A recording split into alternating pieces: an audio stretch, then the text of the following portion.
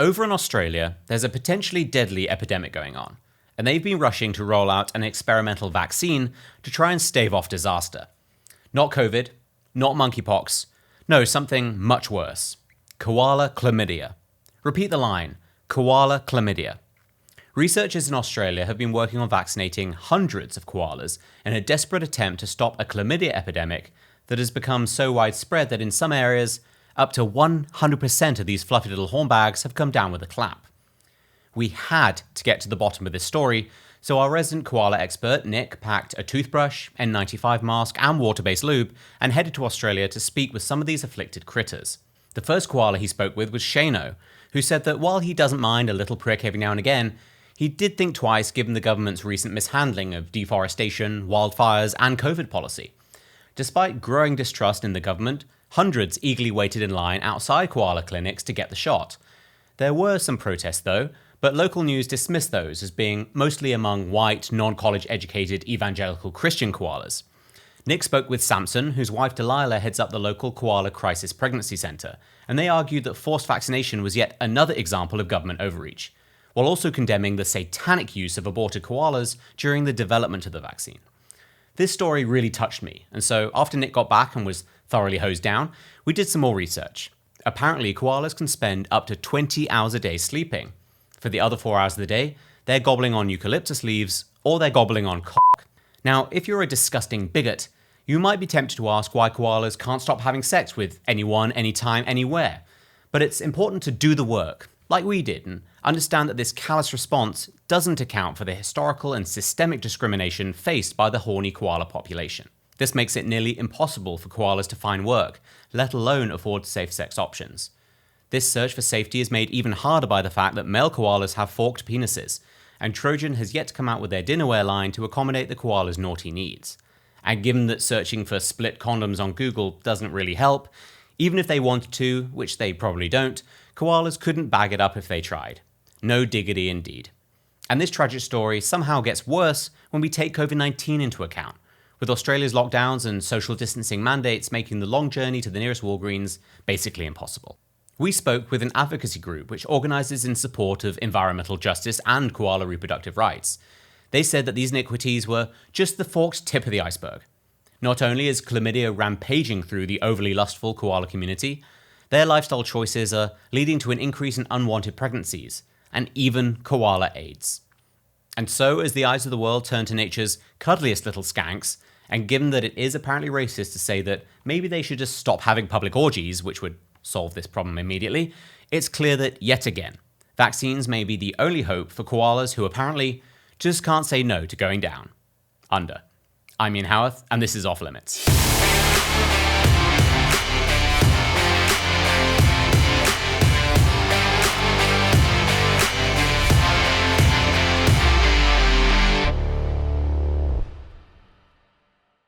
Thanks for watching. Please make sure you hit the like button, leave a comment, subscribe, and tell your entire extended family to subscribe. I really need all the help I can get. So speaking of psychotic, furry, sex-crazed animals, last year the Taliban were handed Afghanistan after 20 years of war. And in news that should surprise no one, except John Kerry, they've wasted no time in reimposing their brutal regime. And this is all despite the fact that the United Nations Human Rights Council, made up of freedom-loving countries like China, Russia, and Uzbekistan, passed a resolution earlier this month condemning the Taliban for breaking their promise to be nice to women and girls. Nothing like a strongly worded letter to stop a murdering rapist in his tracks. There's a well-known phrase, a finger in the back is worth two in the bush. That's clearly wrong. Here we go. A man is known by the company he keeps. And what company does the Taliban keep? Well, apart from the odd goat or sex slave, sometimes one and the same, their friends include Al-Qaeda and ISIS-K.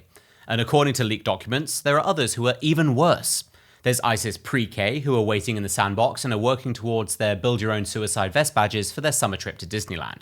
ISIS PBS are taking time off to focus on producing Afghanistan's hit new children's show, Thomas the Rape Engine. And finally, there's ISIS LGBTQ, who are thrown out for being a bit too gay. But as the mainstream media has done its best to forget about handing Afghanistan over to the Taliban 1 year ago, there's something even more concerning that should worry us all.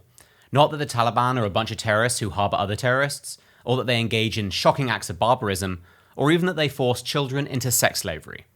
No, we should all be appalled by the disgusting lack of diversity in their leadership. They're actually telling women in government to find male relatives to replace them. And look at their cabinet. Not one woman of colour.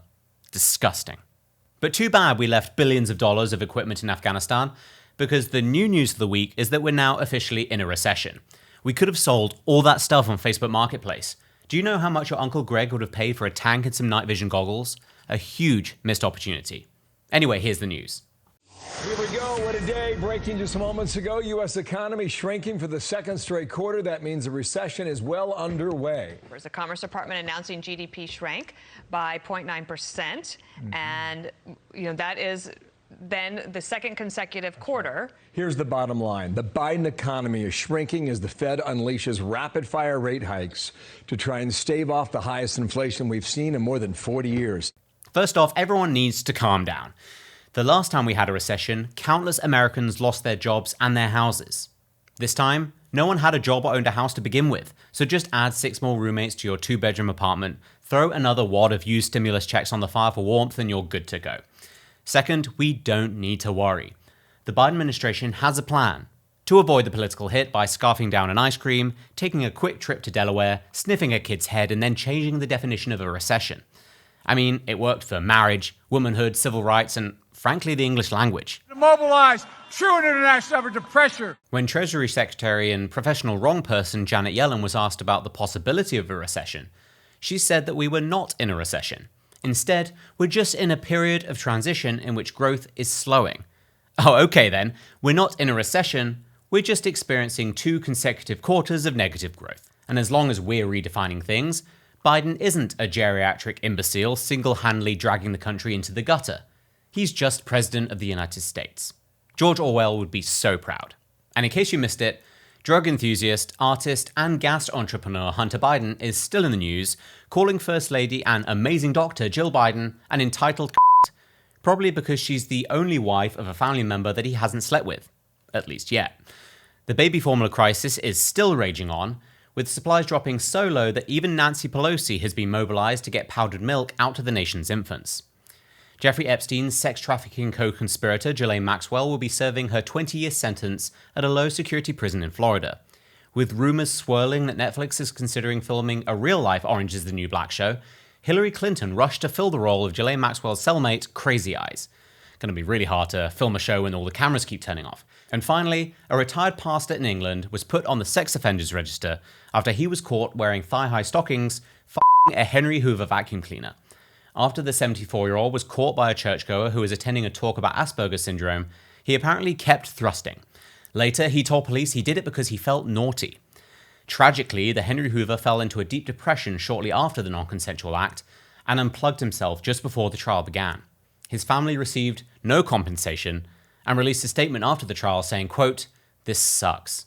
Now you're watching this right now, you've liked the video, you've subscribed, you've left a non-abusive and totally not anti-Semitic comment, and you've added me to your will. But you still can't get enough of Off Limits with me, Ian Haworth. Some would say you're thirsty for more. Well, you're in luck. I want to present you with my beautiful mug, available at watchofflimits.com/shop.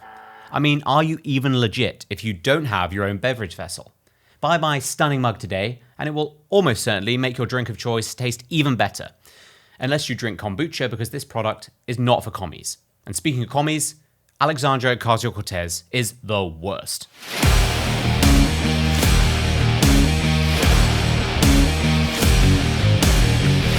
For the first time, exclusively on Off Limits, I want to share my truth about the time I feel like she sexually harassed me. But Ian, you might say, it's not like you're the first person who's been abused by a member of Congress. Yes, you would be right. After all, sexual harassment in DC is not only encouraged, it's required. You might also ask why I'm even bothering to bring this up now.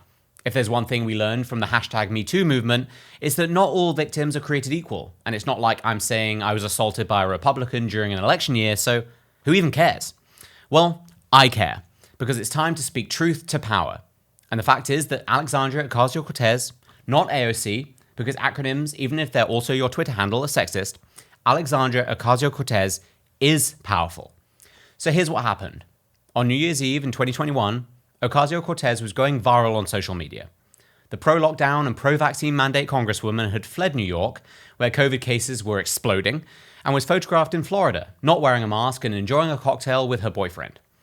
People immediately stated the obvious that Ocasio-Cortez is a massive raging communist hypocrite. When Ron DeSantis' campaign welcomed Ocasio-Cortez to Florida, she responded by asking where DeSantis was. By the way, he was with his wife who was getting chemotherapy. And when former Trump advisor Steve Cortez made a joke about her boyfriend's feet and added an important point, saying if leftists like AOC actually thought mandates and masking worked, they wouldn't be frolicking in free Florida, she responded with this honestly insane tweet. If Republicans are mad they can't date me, they can just say that instead of projecting their sexual frustrations onto my boyfriend's feet. You creepy weirdos. Now, as someone who is genetically doomed to be pale forever, I'm not going to start throwing around insults about pale feet, so let's focus on the other part of this response. The Donald Trump, Barack Obama level arrogance required to believe that anyone who criticizes her is doing so only because they're creepy and sexually frustrated. I responded with what I thought was a pretty obvious retort. I definitely do not want to date you. I thought this was pretty reasonable. Ocasio-Cortez, who is a member of Congress, obviously didn't think so, and put down her cocktail and went nuclear because sometimes green energy just won't get the job done. Here's how she responded. I'm glad you felt the need to share that with the world. Don't worry, this is a totally normal thought to have and share as an editor of a right-wing website and totally doesn't prove my point at all. I hear if you say it enough times, you'll actually start to believe it. The fact that these people are so creepy and weird, yet are also the ones responsible for shaping the news headlines we all see in media should be really concerning. I don't even want to know what knuckle-dragging thoughts these people have all day while covering women in politics. Let's break this down. First off, Ocasio-Cortez shares literally everything with the world. She live streams almost every waking moment, but I'm not allowed to respond. Secondly, she was the one who brought up the dating stuff. She accused all conservatives of wanting to date her. I'm a conservative who does not want to date her, but apparently saying that I don't want to date her means I want to date her. Consent doesn't matter to Democrats. How shocking. Third, how is it not normal for a conservative editor to respond to her claim that everyone wants to date her, but it's totally normal for a member of Congress to accuse half the country of wanting to get into her pants? So to summarize, AOC, yes, the gloves are off, it's time to get sexist. AOC said everyone wants to date me. I said, no, I don't. And she said, see, I told you everyone wants to date me. Checkmate. Unfortunately, even though I am apparently so sexually obsessed with AOC, it would never actually work out. Not because she grew up in the ghettos of Westchester, New York, which has a median income of just $137,000 a year, worlds away from my experience living under the stairs of my abusive aunt and uncle before being shipped off to a magical boarding school with at best questionable safety precautions for students. Not because she was forced into beverage-related servitude after somehow graduating from Boston University with an economics degree, and I would never be able to empathize with her struggle. And it's not because she couldn't whisper sweet nothings about geopolitics to me as we enjoy a decaf oat milk latte or some bullshit. Just an increasing crisis of humanitarian condition. Do you think you can expand on that? Yeah, I mean, I think I'd also just, I am not the expert on geopolitics on this issue. No, it wouldn't work because I'm Jewish. Imagine the wedding. I look adoringly at my soon-to-be wife, and who are the bridesmaids? Ilhan Omar and Rashida Tlaib. There's no way I could even afford security, and who wants metal detectors at a wedding? Ilhan Omar would be convinced I'm trying to use my Jew hypnosis on her the whole time, and the table plan is going to be ruined when her brother and husband show up and we discover they're the same person. And don't get me started on dealing with Rashida Tlaib, who would bring her own meal because she thinks the soup is made from the blood of Palestinian children. And things would get even worse when we look at the bride's side of the aisle. Jeremy Corbyn probably wouldn't show up unless his friends could come too, and who wants Hamas and Hezbollah at a wedding leaving nails and ball bearings in the dip? I'd also be quite worried about junior squad members like G.I. Jane 3's Ayanna Presley, but she'd probably fly in under the radar because no one knows who the fuck she is. Nope, it just wouldn't work. Even if I could earn enough Benjamins to keep up my socialist bride's luxury lifestyle, I'd have to sleep with one eye open. Every package, every flight to Florida, every time we take the leased Tesla out for a spin, I'd wonder if that was our last moment together. But getting a bit more serious for a moment, and setting aside the obvious heartbreak I had to suffer through after she publicly turned me down, this painful interaction is just one example of the Democratic Party's weaponization of identity, and why AOC is actually the worst. It reminds me of one of the cinematic masterpieces of our modern age, Mean Girls, where a group of teenagers called the Plastics spend every second of their day craving the adoration of everyone around them. When anyone points out that they're actually terrible human beings, the Plastics just say, "You're obsessed." Why are you so obsessed with me? And this is the left's great trick. They elevate their heroes based on identity politics alone, like your group is a solid replacement for ability, pushing them as ideological and cultural superstars. The left now has overnight authority figures who can spit out talking points to their heart's content, all while using their identity categories as shields when they're inevitably criticized for their terrible ideas. Think about it. What happens when you point out that Kamala Harris is half predictive text machine, half Henry Hoover vacuum cleaner who cackled her way to the White House while being utterly incompetent? What happens when you point out that Pete Buttigieg is very good at sounding smart while saying absolutely nothing at all, that he was only made Secretary of Transportation because he's gay and likes trains, and that he took 2 months paternity leave for a child neither he nor his husband gave birth to during a worldwide supply chain crisis, and no one even noticed he was gone? What happens when you point out that Hillary Clinton is what you'd get if Emperor Palpatine and that cymbal-banging monkey had a baby? How does the left respond? They go full Mean Girls. Every time you criticize one of their selected ideological heroes for being incompetent or corrupt or just plain evil, you're only doing so because you're obsessed with them. Why do you even care about this person we care so much about, they say.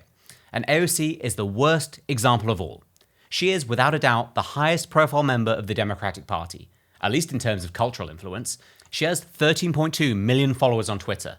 That's more than Lewis Hamilton, the best racing driver in the world, Floyd Mayweather, the best boxer in the world, and Amy Schumer. AOC also has 8.7 million followers on Instagram and another 1.8 million followers on Facebook. She's on magazine covers. She's on late night television. She's at the $30,000 a ticket Met Gala wearing a dress that says tax the rich, and she's on the news being arrested in invisible handcuffs.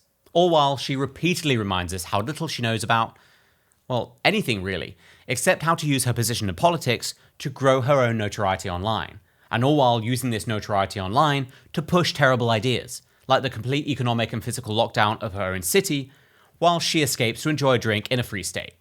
So no, we're not obsessed. We're just engaging with the people the Democrats selected. Just like the plastics in Mean Girls, Democrats want to have all the attention, except for the attention that comes with responsibility. But they can't have it both ways. Either people are off limits because their skin color or religion or gender or sexual orientation, in which case, stop using that as a substitute for competence, or everyone in public life is fair game for criticism, especially the ones on the top of the tree, especially people like AOC. Luckily on this show, nothing is off limits. Thanks for joining me. Be sure to like, subscribe, share with your friends, buy a mug, mostly buy a mug. I'll see you next time.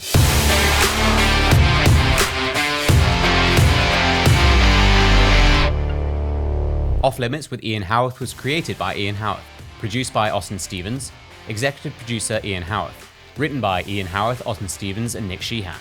On-site amateur proctologist, Nick Sheehan. Off Limits with Ian Haworth is a Half Crown Productions show. Copyright Half Crown Productions 2022.